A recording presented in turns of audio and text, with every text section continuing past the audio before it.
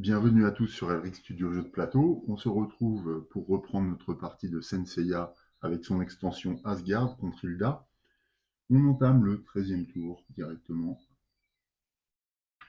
en regardant ce que fait Hilda. Donc elle va, alors c'est l'action gelée. Donc déjà elle recrute Sirius du Grand Chien sans effet particulier. Et ensuite, eh bien, elle nous oblige à geler une carte de notre main. Alors notre main est constituée de tout ça. On va geler notre yoga.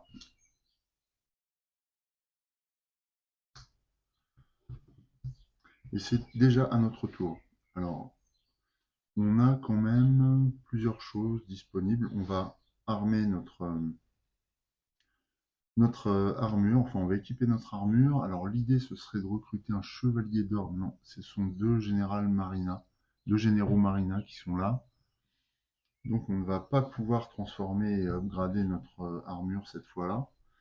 Néanmoins, est-ce que on s'intéresse à Krishna du Chrysaor plutôt. Alors, qu'est-ce qu'il fait lui? 2-1.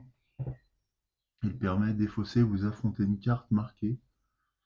Ouais, alors il faudra encore que je réussisse à marquer une carte de l'adversaire. Donc elle coûte 7. On va voir combien on a. 1, 3, 5. Là, on n'a pas 7. Et elle n'a pas de coup en cosmos, donc ce n'est pas jouable. On peut éventuellement aller chercher une armure balance. Alors, il me faut 5 en cosmos. 2, 3, 5. Je vais plutôt utiliser celui-là. Voilà, je vais utiliser ces cartes-là. Donc, c'est ces chevaliers qui vont s'emparer de cette armure. Donc, Hagen de Merak, Mine de Bennett Nash et Andromède Noir. 5. Cette armure vient dans ma main. Alors, si je la défausse, elle me permet de défausser un personnage en main. Tous vos personnages gagnent plus 1 ce tour uniquement. Est-ce que je l'équiperai? Non, je vais la mettre dans ma défausse. Voilà. Et par contre, je vais conserver mon yoga du signe en main. Fin de mon tour, je reconstitue ma main de cartes. 3, 4, 5. Voilà, je ne vais pas pouvoir recharger du coup. C'est pas grave, je vais défausser toutes mes cartes. Ensuite, phase entretien. Donc Krishna du Chrysaor sort, il a un effet de sortie. Chaque joueur gèle un héros de sa main ou détruit une de ses cartes marquées. C'est ce qu'on va faire. Donc, on va détruire ce personnage-là. Ouais, j'aime autant. Alors je sais qu'il y a des combinaisons avec les cartes gelées, mais là, en l'occurrence, ça ne me sert à rien. J'ai défaussé Krishna de Chrysaor. On réalimente la rivière et on regarde qui arrive. Alors on a Thétis, la sirène de la sirène marine, mise en jeu. Thétis gagne plus 1 pour tout garde combattant à ses côtés. Pour le moment, elle n'a pas de garde. Ensuite, c'est Capella du Clocher qui revient. Et enfin, Chaud à la clos céleste. Par contre, je suis en train de voir que Thétis nous empêche par un effet de terrain d'affronter d'autres personnages tant que Thétis est sur le terrain. Donc il va falloir la combattre avant tout. Voilà, pour ce tour. On entame 13e round, le 14e round. Là, c'est vrai que ça va vite. Alors, elle nous oblige encore à geler. Donc, elle va recruter Athéna. Alors, ah, mais non, elle ne peut pas prendre Athéna. Ah, je me trompe à chaque fois. Elle prend Thétis, forcément. Oui, elle prend Thétis. Et nous, on pourra prendre Athéna éventuellement. Mais oui. Voilà, c'est une petite erreur là. Donc, à nous. Alors, est-ce qu'on prend Athéna du coup? Athéna, c'est une carte qui peut rapporter quelques points. Mais elle n'a pas vraiment d'effet défaussé. En Cosmos, on est assez faible. Par contre, on pourrait upgrader un de nos personnages. Peut-être le moment, hein. Ouais. Comme notre armure est en position, on va faire ça. Je vais détruire un yoga de base, en défausser un autre pour injecter dans mon deck un yoga de rang supérieur. Il nous reste ces deux cartes. Est-ce que je les conserve? Oui, je vais les conserver. Je vais les conserver. Ça ne nous empêche pas, à la fin de notre tour, de renouveler notre deck. Donc on gagne 1 en énergie. On va refaire notre main. Ah, j'aurais pu jouer, j'aurais pu aller chercher Capella du cocher. Ouais, c'est trop tard. Ouais, j'aurais pu. Il a 4 en force. Il me restait 4. Ouais. Ça, c'est 2 points bêtement non acquis. En plus, j'aurais fait tourner la rivière. Bon, après, stratégiquement, c'est pas forcément le moment. J'aime autant que Hilda n'ait pas trop de points à récupérer. Alors, il faut m'en récupérer 3 cartes. Voilà. 3 cartes. Donc, je reprends Io de Scylla, Mime de Bennett Nash et Agora Lotus. Donc là, c'est beaucoup de... J'ai beaucoup de Cosmos. J'ai énormément de Cosmos. Là. Ouais, j'ai vraiment beaucoup. À la fin du tour, donc, Cassa de Lumnad sort.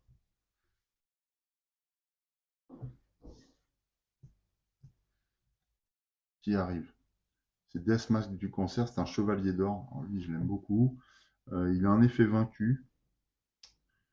2 en force, 2 en cosmos. Et Freya, qui permet du soin. Quand on la met en jeu, c'est un piocheur. Et si on la marque, on peut gagner une énergie. Donc c'est sympa comme carte, mais ça ne rapporte rien. Voilà. Round 15. Alors cette fois, elle va chercher la carte de Chaud de la Clos Céleste. Donc elle a 5 cartes en main, donc Io de Scylla, non, ça défausse, voilà. Elle va dans son armée, mais elle n'est pas utilisée là pour combattre.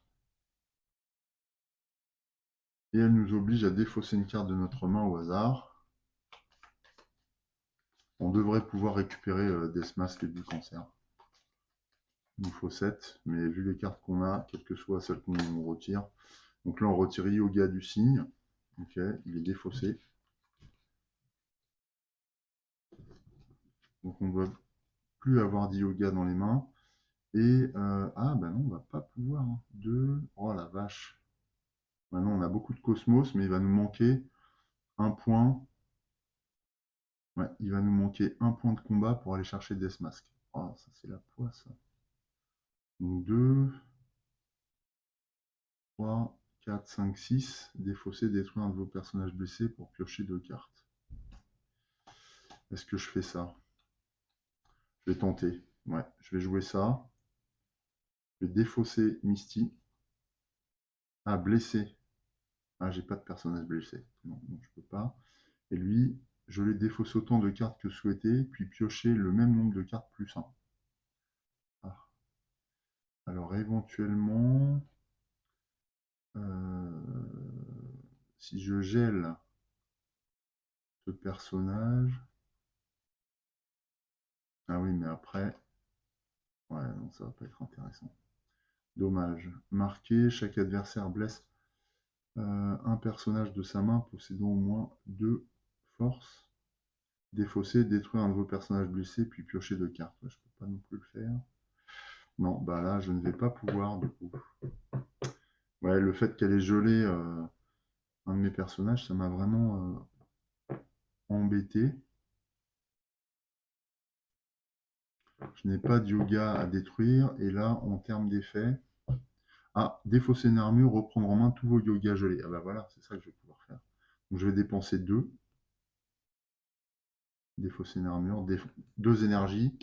Donc mon armure est dépensée et je peux reprendre en main tous mes yogas gelés. J'en ai qu'un, mais ça va me suffire. Ce qui qui va apporter le point de combat qui me manquait en fait, pour aller chercher Death Mask. Voilà, c'est ça. Donc 1, 2, 3, 4, 5, 6, 7. Et là, tout le monde se met sur la peau de Death Mask du concert et ça nous permet de le récupérer. Alors il a un effet vaincu par contre. Détruire un personnage utilisé pour ce combat. Oui. Eh bien on va détruire Yoga dans sa version de base. C'est la fin de mon tour. Donc là j'ai pris 6 points, mine de rien, c'est énorme. Je reconstitue ma main. 1, 2, 3, 4, 5. Ouais, des bonnes cartes encore. Donc là, il faut qu'on aille chercher des points. Phase entretien. L'écaille de la sirène sort. Il n'y a pas d'effet de sortie. Athéna va dans la zone à coût réduit. 3 cartes. 3 personnages arrivent. On a Fenrir d'Aliot. Il a un effet de sortie. Il apporte un saphir. Il fera avancer l'épopée, bien sûr. Et son effet de sortie, chaque joueur gèle une carte de sa main ou défausse un Shiryu en main. Ensuite, guest. Alors celui-là, il est terrible. En effet d'arrivée, chaque joueur détruit un personnage de sa main. Donc moi je vais détruire Yoga, du signe encore. Mince. Je dois plus en avoir beaucoup. Bon, l'avantage c'est que ça a bien filtré. Et alors, Hilda aussi doit détruire un personnage. Donc quand elle a le choix comme ça, elle va regarder celui qui lui coûte le moins cher à détruire. C'est un de ceux-là et on va prendre le dernier arrivé, sinon en cas d'égalité. Donc elle détruit Chaud à la Clos Céleste. Ce n'est pas terminé. Revient Casa de Liumnad avec son fonctionnement particulier. Voilà, c'est un général marine. Okay.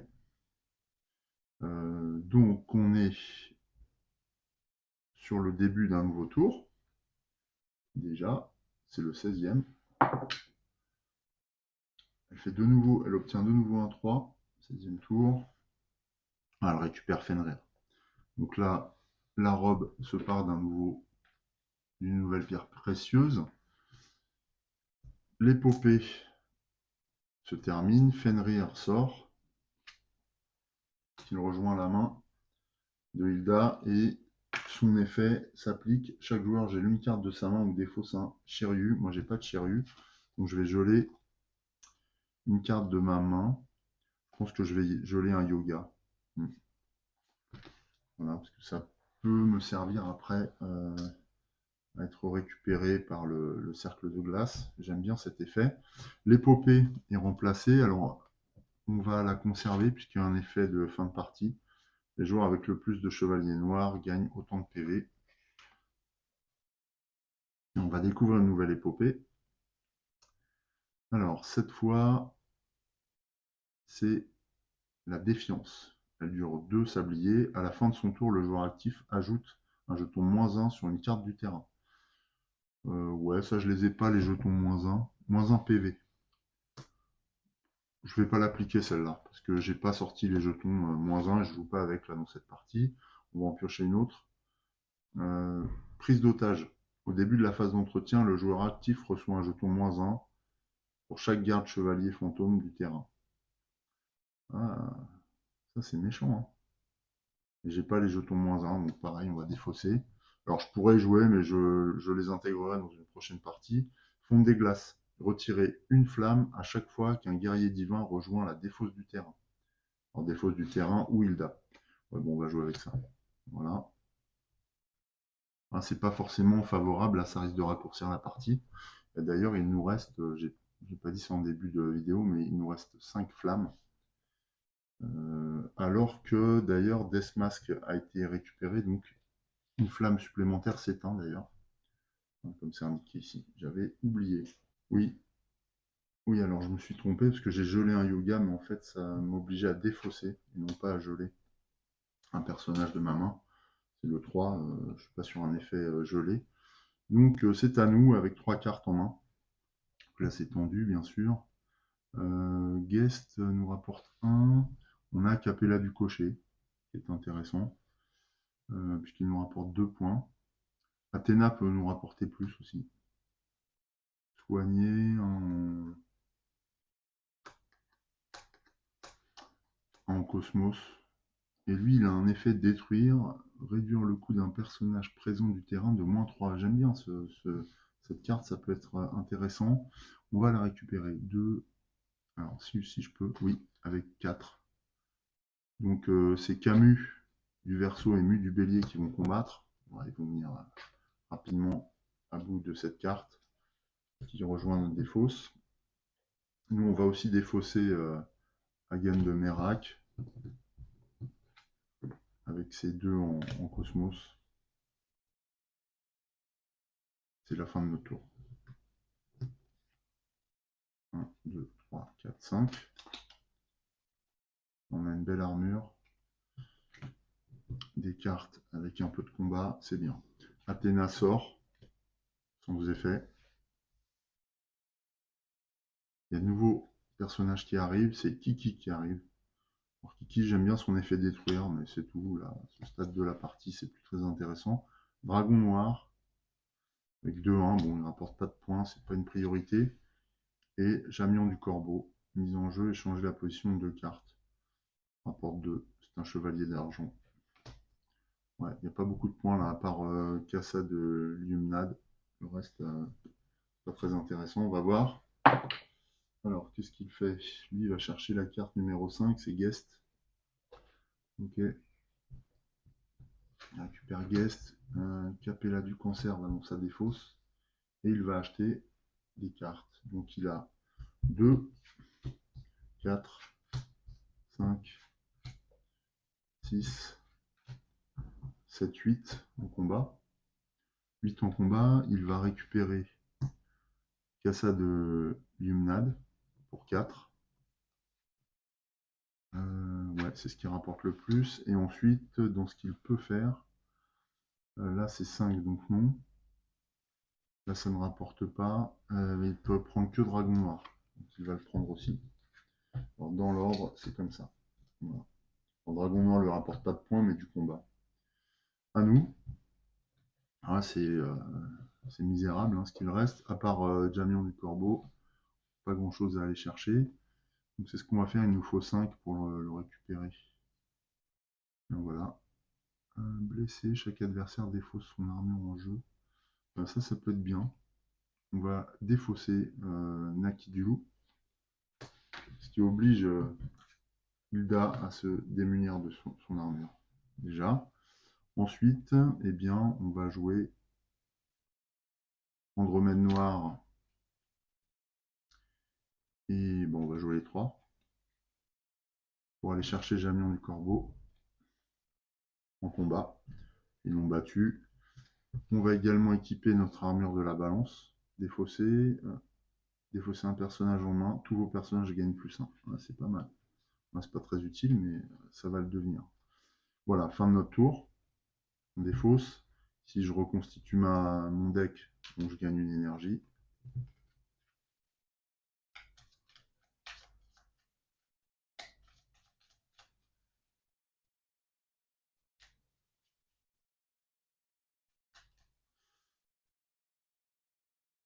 On a quasiment plus de cartes de départ. Ça se trouve, on n'en a plus du tout d'ailleurs. Et ça se ressent là, on a beaucoup de cartes. Par contre, on a peu de yoga, donc c'est plus compliqué de faire des effets du coup.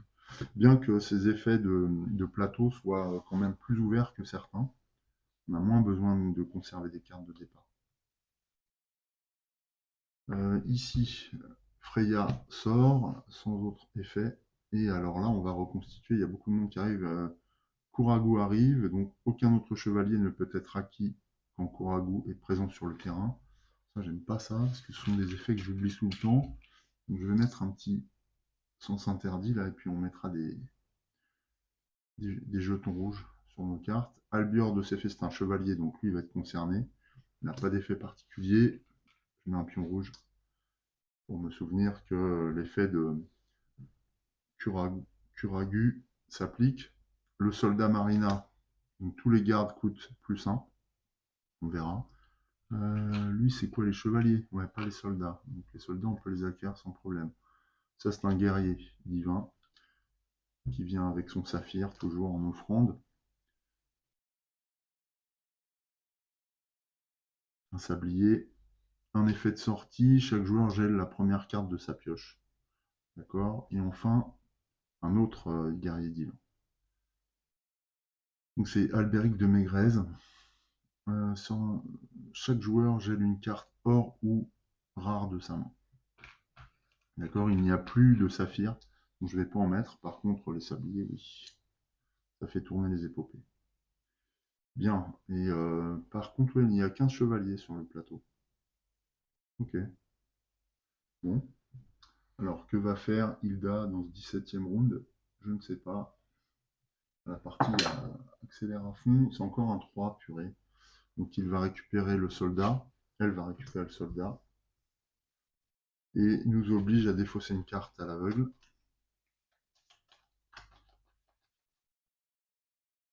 Allez, celle-là. C'est Mime de Ménache. On n'a plus grand chose, quoi qu'on a quand même du monde en main. Et alors on peut aller chercher Aiolos du Sagittaire pour 2, 3, 4, 5, 6, 7. Ça va pas nous suffire hein, pour battre un guerrier divin. Et avec du Cosmos, il lui faut 7 à Siegfried de Dube. Donc 7, 1, 2, 3. Ouais, max 5. On a 5 plus l'armure, on a 7. Donc on y est. Donc c'est ce qu'on va faire. On va jouer d'influence et convaincre Siegfried de nous rejoindre. Voilà, en jouant toutes ces cartes. Alors, est-ce qu'il a... Donc lui, il part la robe d'Odin d'un nouveau saphir. Son effet de sortie ne va pas s'appliquer. En revanche, l'épopée va avancer. Siegfried vient dans notre main puisque on l'a acquis par du Cosmos. Très bien. Donc ça, on le garde dans notre main. Ce qui est intéressant, c'est qu'il a 2 en combat dans le Cosmos. Alors, puisque la robe d'Odin est parée de ces 7 saphirs, et bien on retourne la carte, enfin le plateau, et désormais, une seule fois à votre tour, défaussez votre armure équipée pour qu'un héros gagne plus 2 en combat et plus 2 en Cosmos. Néanmoins, pour le reste de la partie, les effets de sortie sont appliqués 2 fois. Donc ça, c'est chaud. C'est chaud. Bon, après, il y a beaucoup de guerriers divins qui sont sortis déjà. Mais voilà en quoi consiste la robe d'Odin. Donc favorise le combat, bien sûr. On garde Fenrir en main. On va défausser nos cartes, reconstituer notre main. 1, 2, 4. Voilà. On n'a que de l'or dans les mains quasiment, à part l'armure. Ici, Kiki sort. Kuragu. Ah ben non, je pouvais pas encore. Ah non, c'est pas un chevalier, donc je pouvais aller chercher le chevalier divin, le guerrier divin sans problème. Ce sont les chevaliers qui sont concernés par l'effet de Kuragu. Et donc là, on va voir qui arrive, c'est Oko. Peu d'intérêt à ce niveau de la partie. Un nouveau chevalier, Dante de Cerbère, avec un effet vaincu. Donc lui, l'effet de Kuragu s'applique. Et enfin, Naki du Loup. J'ai pas mis le... Voilà. Naki du Loup, c'est un chevalier aussi. Et toujours pareil, l'effet de Kuragu va s'appliquer. L'épopée est écoulée. On va tirer une nouvelle carte et voir ce qui se passe. Alors, c'est soutien télépathique. Dure 2. À la fin de son tour, si les joueurs actifs possèdent une carte marquée, il pioche jusqu'à revenir à 6 cartes en main au lieu de 5. Voilà, c'est génial, ça. J'ai intérêt à marquer une carte. Donc ça dure pas longtemps. Et ça permet de gonfler ses scores, enfin ses capacités de combat. Voilà. Alors, que va faire Hulda de nouveau dans ce tour 18? Elle va faire un purifié. On est au tour 18. Donc purifié, elle récupère Naki du Loup, mais elle ne peut pas. C'est un chevalier, Dante, elle ne peut pas. Donc la première carte qu'elle peut récupérer, c'est Oko. Bien dans sa main. Ensuite, elle purifie, ce qui veut dire que tout le monde sort. Alors, ça l'arrange, puisque tout le monde sort, notamment le guerrier divin. Son effet de sortie va s'appliquer.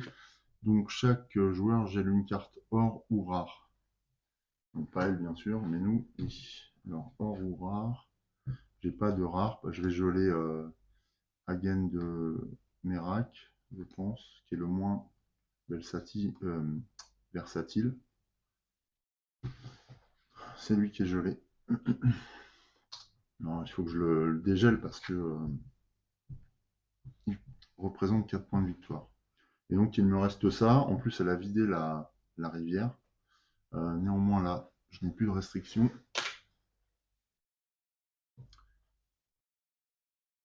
Bah non, alors, on n'a pas terminé de purifier. Je suis bête. Non, la purification, c'est sur toute la rivière. Et là, la rivière est renouvelée. Donc c'est Shaina Dophiuchus qui arrive. Arrivé, tous les joueurs défaussent leur armure en jeu. On n'en a pas, ni Hilda ni moi. Django, c'est un chevalier noir. Spica, chevalier sans constellation. Une armure du cancer. Ok. Pour le moment, c'est la carte la plus intéressante. Dragon noir. Donc ça, c'est vraiment si on n'a rien d'autre à se mettre sous la main. Daiki à la clause terrestre. Ok, qui revient. Bon, donc nous, on va aller chercher l'armure, je pense. Alors, cela dit, Shaina Dophiuchus rapporte plus 1. Si vous êtes le joueur possédant le plus de chevaliers d'argent dans votre deck, elle gagne plus 1 PV. Et elle a quoi comme autre effet? Non. Sinon, l'effet défaussé, elle a révélé 3 cartes de votre pioche, un adversaire blesse un personnage. Ah si, j'aime bien ça. Armure du cancer. On va chercher ça. 2, 4. Et on va utiliser notre armure directement. Enfin, on l'équipe.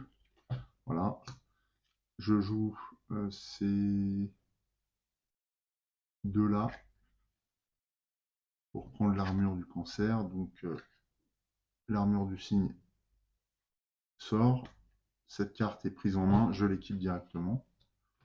Je défausse mes guerriers. Et je complète ma main.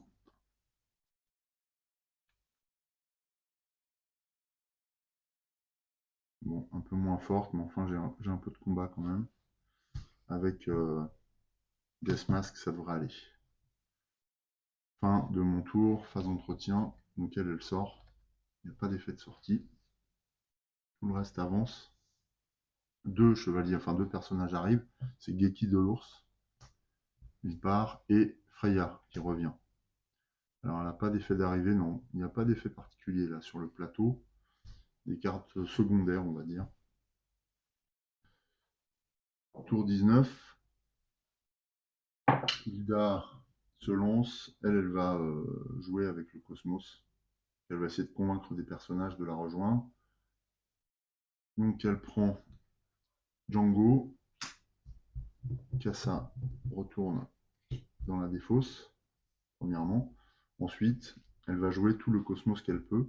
Donc 1, 2, 3, 4 points de cosmos. Donc elle peut recruter à hauteur de 4 points. Elle va aller chercher Geki de l'ours, qui est la carte qui rapporte le plus. Voilà. Et c'est tout pour elle.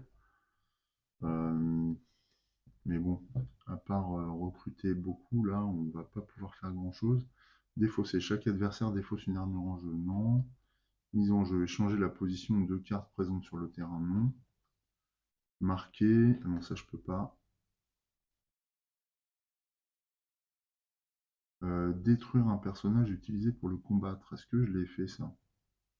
Ça, je l'ai pas fait tout à l'heure. J'ai oublié. Ah, j'oublie souvent les effets vaincus. C'est pénible. Alors, je ne sais plus avec qui on a combattu. Bon, donc tant pis, ouais, j'ai oublié l'effet vaincu. Ça fait plusieurs fois que ça m'arrive.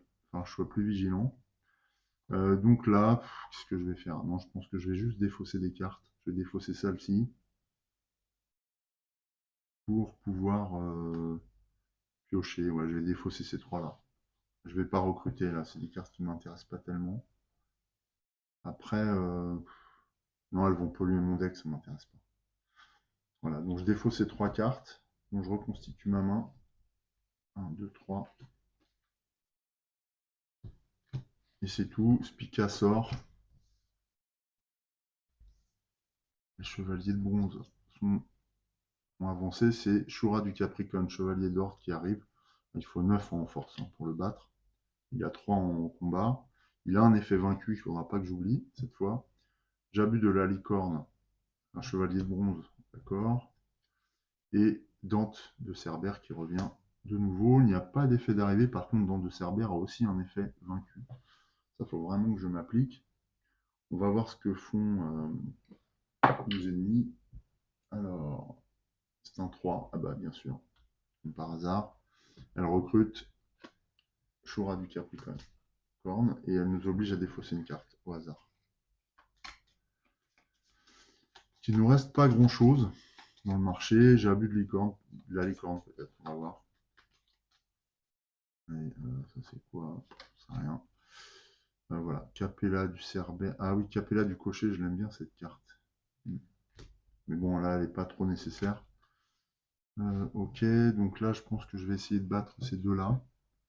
Ils ont 3 et 5 respectivement. Alors, voilà, j'ai pas tant de combats que ça.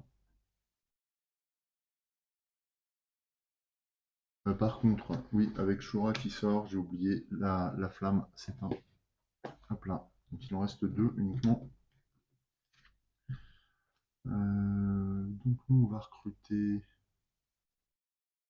Jabou de la licorne, comme je le disais, avec... Ah, c'est 3 en combat. Voilà, 3 en combat. Et il me reste 4 en combat. Je peux en faire pas grand chose. Ah, cela dit, non, c'est pas en combat. Jabou de la licorne peut être recruté avec du cosmos, donc c'est ça que je vais faire. Donc je joue Agora du Lotus. Jabou de la licorne vient dans ma main. Et ce qui va me permettre de battre Dante du Cerbère plus facilement. Par contre, il a un effet vaincu. Et lui aussi. Non, lui, je l'avais déjà recruté. Lui, non.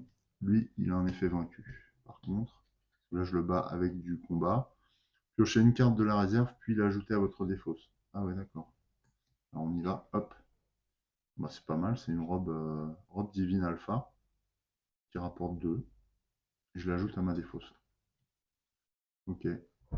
Voilà. Et tout ça, je défausse. Est-ce que je défausse le reste? Non. Je vais défausser Dante, bien sûr. Par contre, je vais garder Deathmask que j'ai pas utilisé. Ça aussi, ça part. Voilà. J'ai même pas utilisé mon armure du cancer, du coup. Ça pourra me servir. Je reconstitue ma main dans la phase entretien. Je gagne de l'énergie. Je mélange.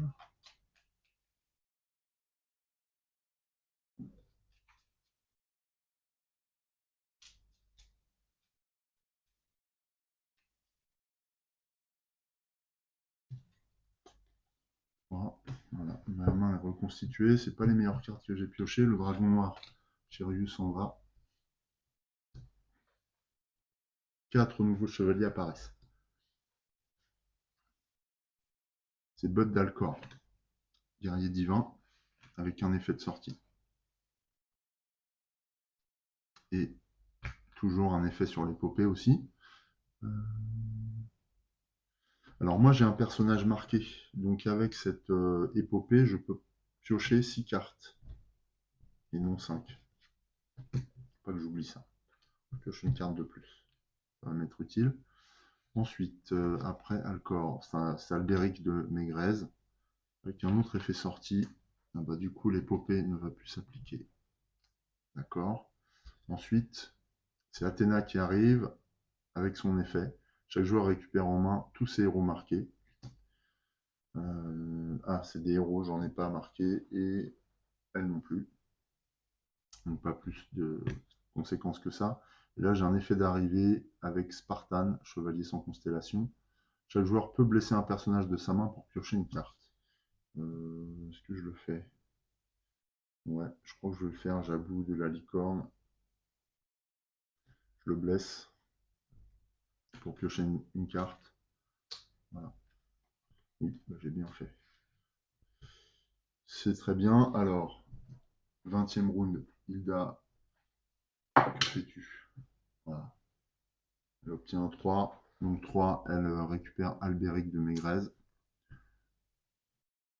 Comme tout à l'heure, son effet de sortie s'applique. Oh, il s'applique 2 fois en plus. Ah, je ne sais pas si je l'ai fait, ça c'est pareil. Chaque joueur gèle une carte or ou rare. Donc là, ça va s'appliquer 2 fois. Donc je dois geler 2 cartes, or ou rare. Bah là, or, j'en ai. Ça m'ennuie. Alors, je vais geler Mime de Bennett Nash qui a 2 couleurs.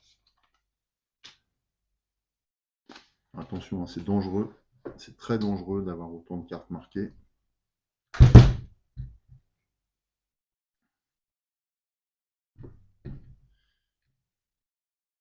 Et j'en ai une autre à marquer.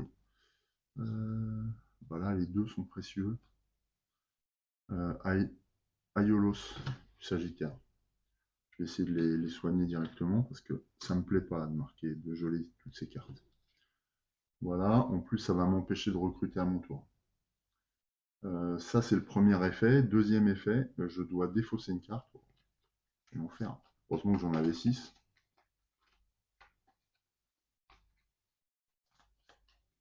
Voilà. Et c'est Yoga, en plus lui il a du soin. Donc ça m'arrange pas, évidemment. Voilà, elle m'a mis un coup, un méchant coup sur la tête. Il me reste pas grand chose.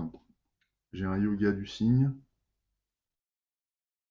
2, 3. Là j'ai 5.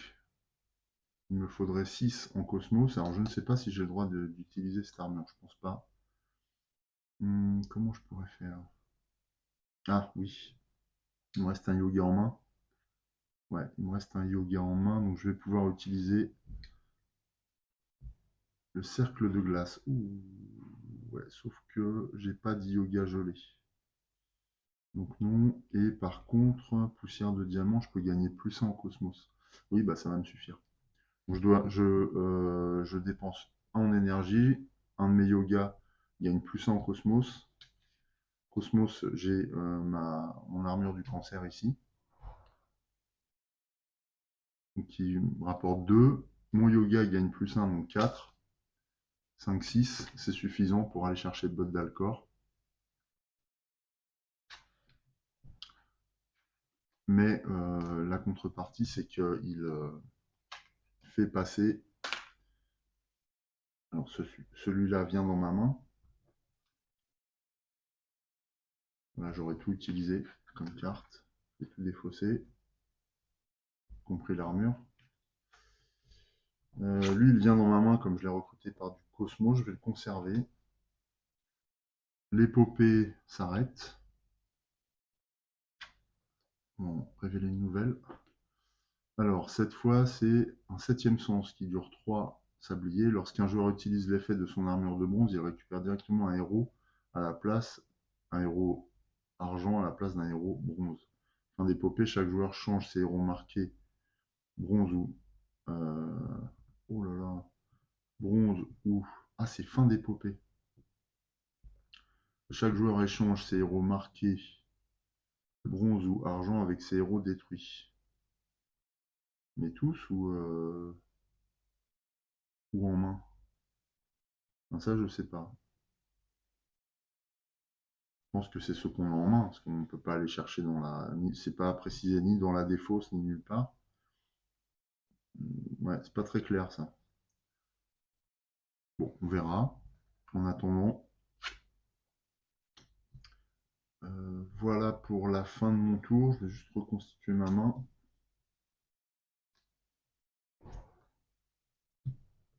C'est fait. On passe au tour 21. Non, j'ai pas reconstitué la rivière.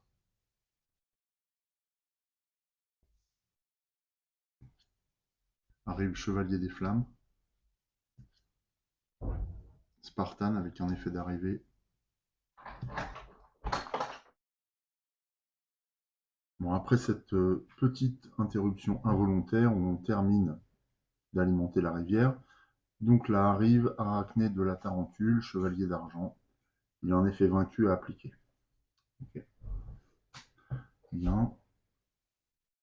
Ce que je ne sais plus, c'est si j'ai appliqué l'effet d'arrivée de Spartan. Bon, c'est un effet optionnel, donc je ne vais pas l'appliquer, et de toute façon, Hilda ne l'applique pas. Bien, donc justement, Hilda entame le 22e round. Alors, elle va de nouveau faire une action de Cosmos. Hilda défausse toutes ses cartes, mais d'abord elle recrute. Alors elle recrute Freya. Il n'y avait pas de contrainte particulière, ce qui fait que le soldat est envoyé dans sa défausse. Comme elle fait une action de Cosmos, tous les chevaliers ou personnages qui ont du Cosmos vont dans la défausse. Donc 1, 3, et c'est tout, elle n'a pas d'armure. Donc elle peut recruter pour 3 de Cosmos. Eh bien ça ne va pas lui suffire parce que la seule qui pourrait être recrutée avec ça, c'est Athéna, et elle coûte 4. Donc elle ne peut pas recruter, c'est tant pis pour elle. C'est à nous. Alors, on n'est pas beaucoup mieux lotis parce que le marché est quand même assez pauvre. On va essayer de récupérer Arachné de la Tarentule. Pour ça, il va falloir le combattre. Il a 6, ça devrait être assez facile avec ce qu'on a dans les mains. Qu'est-ce qu'il fait, lui? Réduire le coût d'un personnage présent sur le terrain de -3. Si je détruis Capella du cocher, mais je vais garder ses points. Échanger la position, non. Il ne me sert pas à grand-chose. Je vais être juste, hein.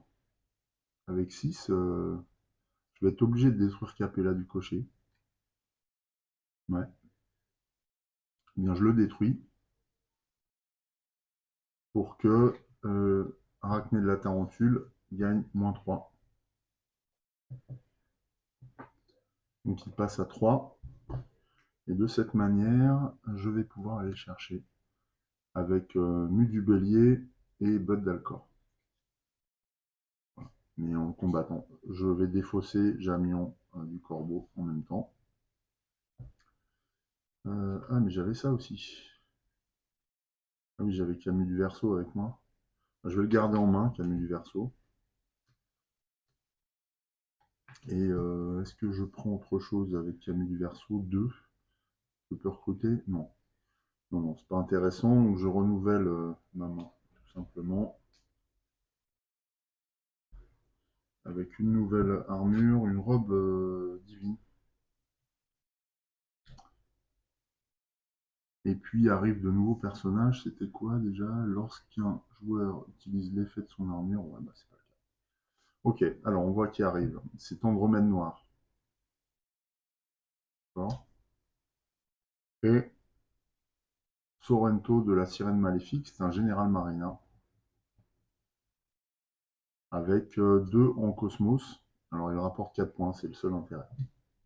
Bon, alors là, des tours qui ne sont pas très bénéfiques en matière de points de victoire, alors qu'on est à la fin de la partie, mais c'est aussi valable pour Hilda. Donc à moins qu'elle recrute Sorrento, on ne devrait pas être trop embêté. Donc on passe au 23e tour. Elle fait encore un 6, donc elle prend Athéna. Alors Athéna, elle rapporte, il ne faut pas se tromper. Et elle va essayer de recruter avec du Cosmos, d'influencer. Et là, elle n'a qu'Athéna qui a un de Cosmos, donc elle ne va pas pouvoir recruter. Non, personne. Comme tout à l'heure. Bon, c'est plutôt bien pour nous. Avec ce qu'on a en main, on peut espérer aller chercher Sorrento. Tout à l'heure d'ailleurs, est-ce que j'ai appliqué... Et non, j'ai pas appliqué l'effet vaincu encore. Vos adversaires défaussent toute leur armure en main. Elles n'en avaient pas en main. D'accord. Décidément, ça, les effets vaincus, c'est du mal. Là, il n'y a pas d'effet vaincu. Par contre, pour Sorrento, on ne peut pas réduire les coûts. Alors, on va déjà équiper nos robes divines alpha. Elle permet de soigner et de gagner un point de combat. Alors, il nous faut 7 ou 6 en Cosmos. Si son cosmos va moyennement m'intéresser. Donc 7, on doit les avoir. Oui, on les ajuste. Camus va prendre la tête avec Yo de Scylla, Siegfried de Dube et Jean du Cerbère, et ils vont tous attaquer Sorrento qui ne va pas résister, donc il va être rallié bon gré mal gré à nous. Fin de notre tour. Pas d'entretien, c'est Spartan qui sort. J'avais pas vu qu'on a 2 fois Spartan. Et là, arrive de nouveau Chevalier. C'est Billon de l'Hippocampe, qui arrive toujours en Général Marina. Alors, blesser le personnage de sa main possédant...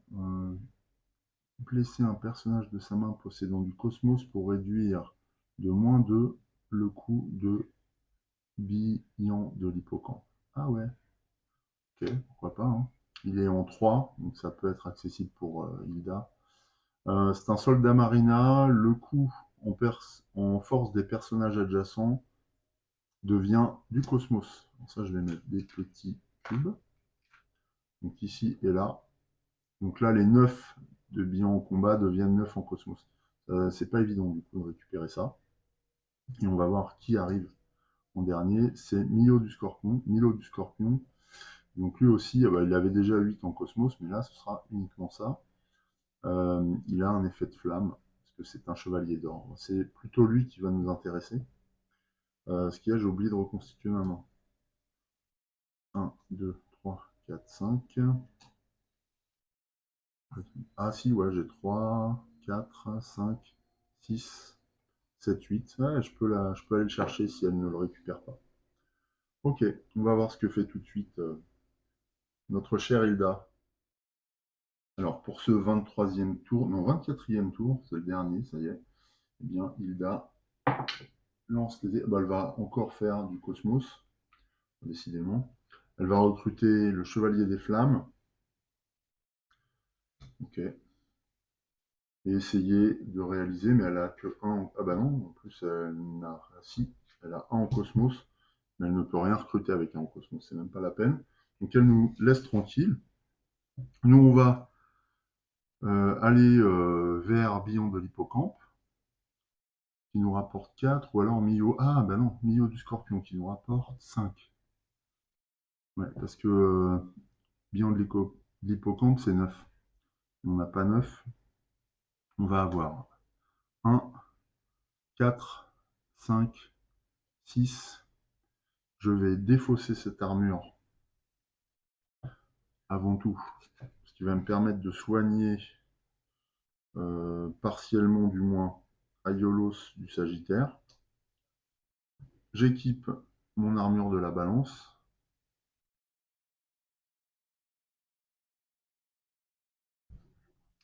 Et du coup, je l'utilise pour 2 en cosmos. 3, 4 et 3, 7 et 1, 8.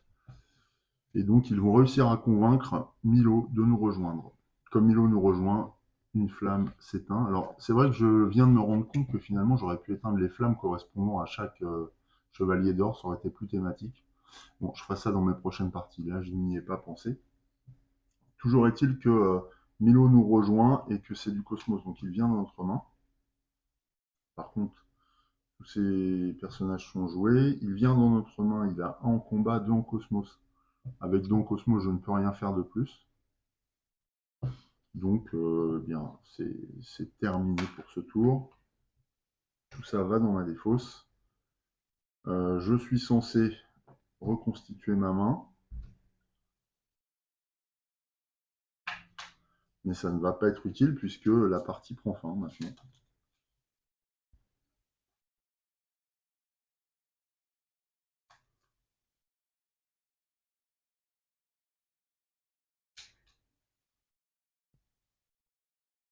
Voilà. Je l'ai fait pour le fun. J'ai gagné une énergie. Ok. Eh bien, c'est tout. Voilà, on arrive au bout du combat. Hilda renonce à aller plus loin. Chacun de nos groupes se retire et on va faire le bilan de notre action. Avant d'aller plus loin, on peut constater qu'une partie en 24 tours correspond à peu près à la durée d'une partie quand on utilise l'horloge, puisque là, il nous reste 2 flammes, donc la partie pourrait durer encore un petit peu. Mais grosso modo, c'est assez proche, je trouve. Donc voilà, je me dis qu'on pourrait tout à fait utiliser l'horloge en solo sans problème. Mais écoutez, on va procéder au décompte. Alors c'est simple. Pour savoir qui a gagné, on va réunir les cartes de notre main, de notre défausse, et pour Hilda, des mains retirées, des cartes retirées de la partie. Et on va faire le calcul en additionnant tous les points possibles. Seules les cartes détruites ne comptent pas. Allez, on y va pour Hilda. Donc je vais rassembler toutes les cartes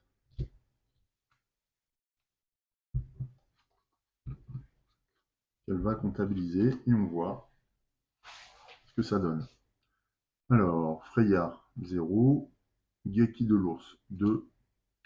3. 5. 8. 9. 11. 15. 17. 18.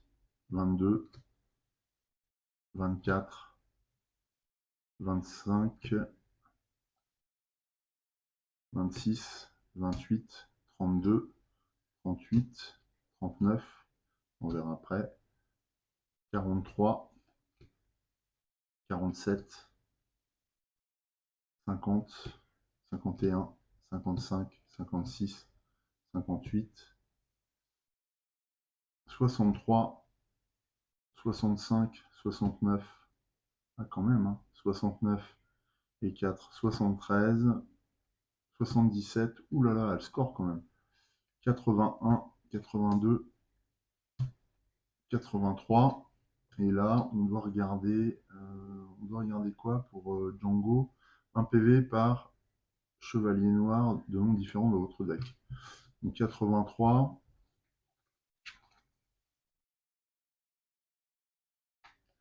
Et donc les chevaliers noirs. 84. C'est dragon noir.